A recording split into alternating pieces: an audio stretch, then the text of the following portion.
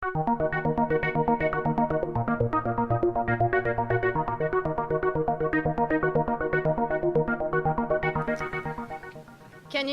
who was Phil's partner in crime and knew Phil for 16 years, will be the last speaker today.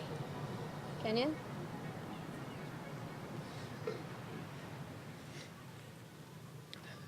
Hello, I'm Kenyon, and give me a moment. Phil bought me these pants, and they have a lot of pockets, so he's trying to get me into going clubbing with him. Just another one of the things that he got me to do. So here I am going last, and as an engineer, I thought you might appreciate me giving you an agenda so that you would know when I was done. So to start my talk, I'm going to utilize my privilege to be here in front of so many people that I love to say something that I think is important.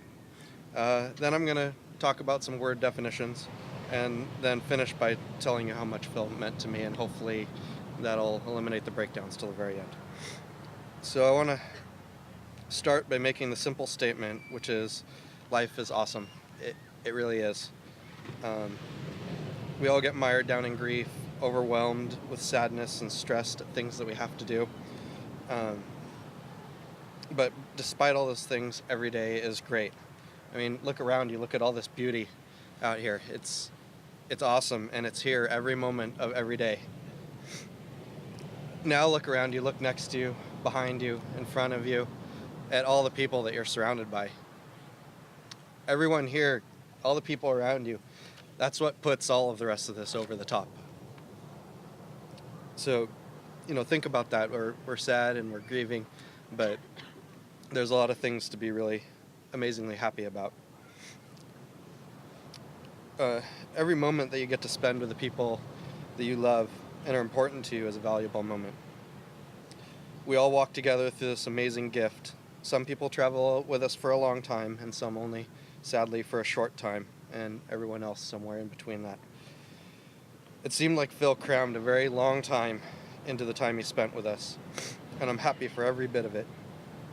So take a moment to remember how great it was to be with the people next to you, how great it was to be with Phil and all those times we had, and remember that this opportunity, this life, and this blessing is pretty awesome.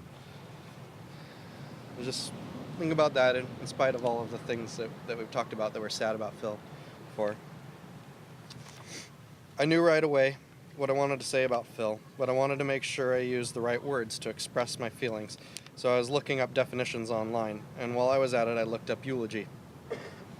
Eulogy, a speech or piece of writing that praises someone or something highly, typically someone who has just died. Now, I'm not going to do that.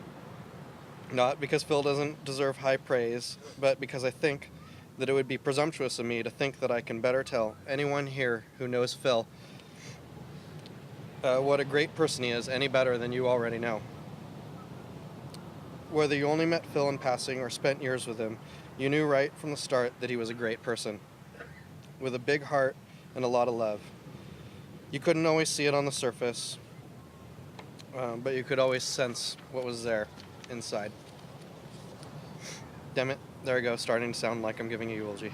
So instead of a eulogy, I'm going to just tell you what Phil meant to me. I was thinking about what I wanted to say, and when I was able to speak about Phil, and just saying he's my friend is really not sufficient. What stuck in my mind is that Phil is my partner in crime. You might snicker to yourself over the little literal translation of this statement, as I know we all had those times with Phil at the bar, stumbling home and seeing something crazy to do, lighting fireworks in the street behind his house, playing some crazy game at a party, or embarking on some side adventure while on our way somewhere. We would feel like we were stealing a little piece of life and happiness back from the void, and maybe doing something illegal too. But what really made Phil my partner in crime is something not as literal and a bit more abstract. Phil and I shared a love of doing anything and everything: sports, games, technology, business, innovating, art, and just playing. With that commonality, Phil was always convincing me I needed to do something with him, or I was doing the same to Phil. Our relationship started when I started motorcycle racing, or shared motorcycle racing with him, and before I know it, I was lending him money to buy his RS-250. that he crashed. We also share the desire to not just do these things, but the desire to be the best at them. I think of Phil as my partner in crime, in that he was there with me in the middle of it all, helping me be better, and I was doing the same for him. In this, we shared a bond that was much more than friendship. It was a battle-hardened dependence on each other knowing that we depended on each other. I know that being able to depend on Phil was a statement that held true for everyone whose life he touched.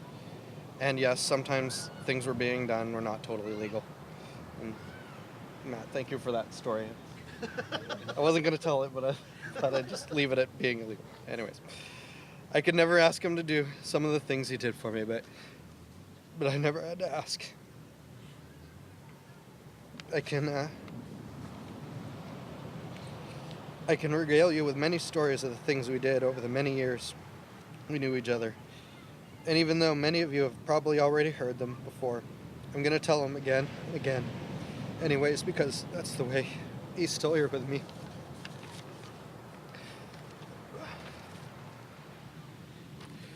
So though it may make me cry some more for Phil, if you come and talk to me about things I remember about him, and I hope you do, I'm likely to become animated, wave my arms about, raise my voice, and with a smile on my face, belt out story after story of one of the greatest people it has been my privilege to know. My friend, my partner in crime, Phil Horne. I love you, man. I'm going to miss you. I have one last thing to say. Phil, you're a bung Wookie. And I know when I see you next, you'll say, I'm not a bung Wookie. We'll smile at each other, embrace in one of those great hugs that you gave. And with that, we'll go make some more stories. Thank you.